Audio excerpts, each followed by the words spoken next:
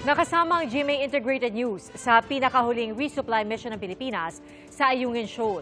At doon makikita ang pagharang, pagdikit at halos pagbangga ng mga barko ng China sa ating mga barko. Saksi, si Joseph Moro. Madaling araw nung Miyerkules nang marating ng resupply team ng Pilipinas ang Sabina Shoal.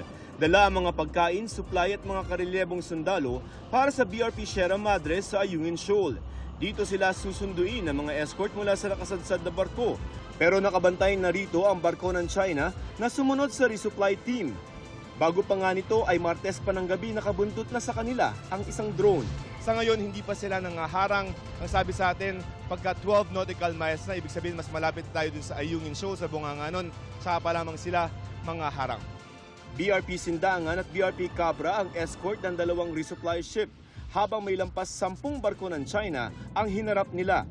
Malayo pa sa Ayungin Shoal ay kita na ang mga ito sa harap, gilid at likuran ng mga barko ng Pilipinas. Pasado alas 10 ng umaga naman, nagparamdam ang China Coast Guard 4301. This is China Coast Guard vessel 4301. Here is Chinese Navy, the island, and Lee in the South China Sea. China Coast Guard 4301. This is Philippine Coast Guard. BRP Cabra MRRV 4409. Conducting lawful routine maritime patrol within the Philippine Exclusive Economic Zone.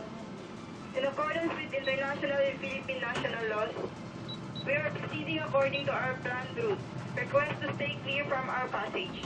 Habang papalapit sa Ayungin Shoal, dinikitan ng resupply team ng Pilipinas ng mga barko ng China. Maya-maya pa ay humarang na ang China Coast Guard 5201. Ang parehong barkong nag-water cannon sa resupply boat ng Pilipinas noong Agosto. Habang nangyayari yan ay lumayo na ang isa pang resupply boat ng Pilipinas. Ang BRP Sindangan naman ang dinikitan ng China Coast Guard Ship 4301 at hinarang ng isa pa nilang barko.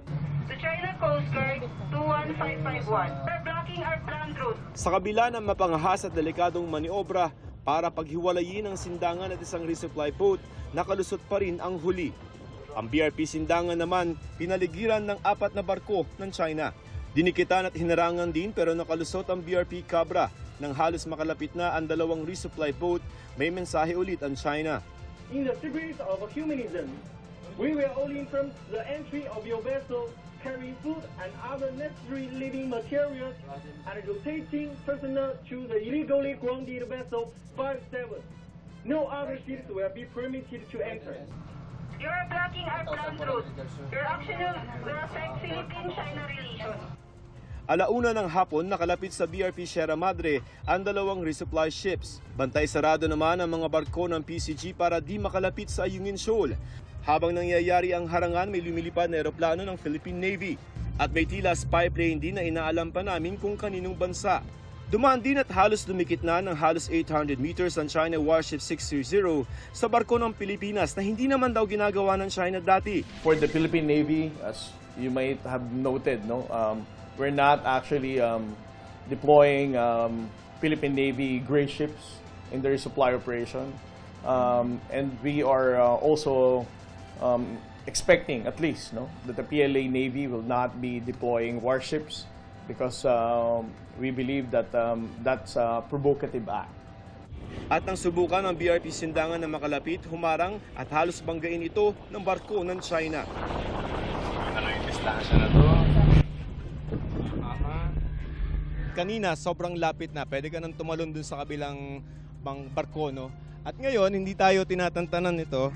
Nakakabahala siya in a way na kung hindi magaling ang ating mga Coast Guard skippers na nagmamando ng ating mga barko, may posibilidad na tayo ay bumangga sa China Coast Guard vessel. At maging isang incident ito, narrative nila, binangga natin ang China Coast Guard vessel. So ito ang ating iniiwasan, Ayaw nating ma-take advantage nila. Alas 5 ng hapon, matagumpay na isagawa ang resupply mission at nakalabas na ng Ayungin Shoal ang dalawang bangka. Para sa GMA Integrated News, Joseph Morong ang inyong saksi. Mga kapuso, sama-sama tayong maging saksi. Mag-subscribe sa GMA Integrated News sa YouTube.